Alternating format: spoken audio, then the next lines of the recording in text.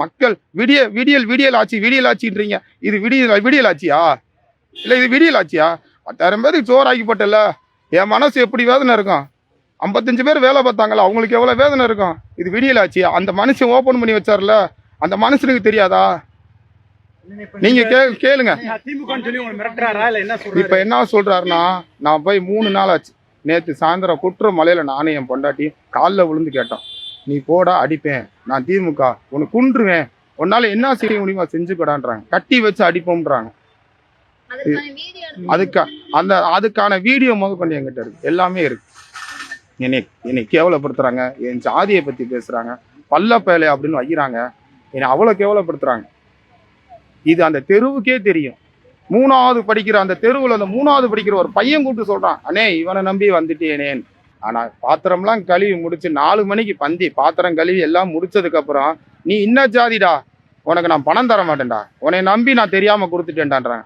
ஜாதியை பார்த்தா நீங்க சோறு சாப்பிட்றீங்க? விவசாயி என்ன ஜாதின்னு பார்த்தா நீ அரிசி வாங்கி திங்கிற? என்ன விவசாயி என்ன ஜாதின்னு பார்த்தா நீ பருப்பு வாங்கி திங்கிற? 55 பேரும் நீ உனக்கு உசுலம்பட்டிக்காரே, நீ உன் திமுறை காட்டுற. அந்த ஒச்சுப்பால்ட்ட நேராக கேட்குறேன், அந்த திமுறை காட்டுற, உன் கட்சி பவரை காட்டுற. ஒரு பாமர மக்கள் இன்னைக்கு நான் தூக்க மாட்டு தொங்கிட்டேன்னா நீ என்ன செய்ய போற? மக்கள் விடியல் ஆட்சின்றீங்க. இது விடியல் ஆட்சியா? இல்லை இது விடியல் ஆட்சியா? 10,000 பேருக்கு சோறாக்கிப்பட்டல, என் மனசு எப்படி வேதனை இருக்கும்? 55 பேர் வேலை பார்த்தாங்களா, அவங்களுக்கு எவ்வளோ வேதனை இருக்கும்? இது விடியல் ஆட்சியா? அந்த மனுஷன் ஓப்பன் பண்ணி வச்சார்ல, அந்த மனுஷனுக்கு தெரியாதா? நீங்க கேளுங்க. இப்ப என்ன சொல்றாருன்னா, நான் போய் 3 நாள் ஆச்சு. நேற்று சாயந்தரம் குற்ற மலையில நானே என் பொண்டாட்டி காலில் விழுந்து கேட்டோம். நீ போடா, அடிப்பேன், நான் திமுக, உன்னை குன்றுவேன், உன்னால என்ன செய்ய முடியுமா செஞ்சுக்கடான்றாங்க. கட்டி வச்சு அடிப்போம்ன்றாங்க. அதுக்கான வீடியோ முதற்கொண்டு என்கிட்ட இருக்கு, எல்லாமே இருக்கு.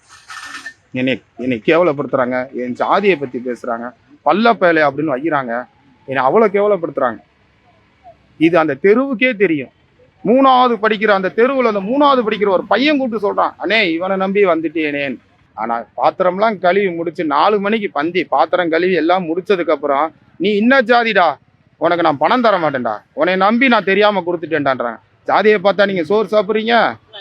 விவசாயி என்ன ஜாதின்னு பார்த்தா நீ அரிசி வாங்கி திங்கிற? என்ன விவசாயி என்ன ஜாதின்னு பார்த்தா நீ பருப்பு வாங்கி திங்கிற? 55 பேரும் நீ உனக்கு உசுலம்பட்டிக்காரே, நீ உன் திமுறை காட்டுற. அந்த ஒச்சுப்பால்ட்ட நேராக கேட்குறேன், அந்த திமுறை காட்டுற, உன் கட்சி பவரை காட்டுற.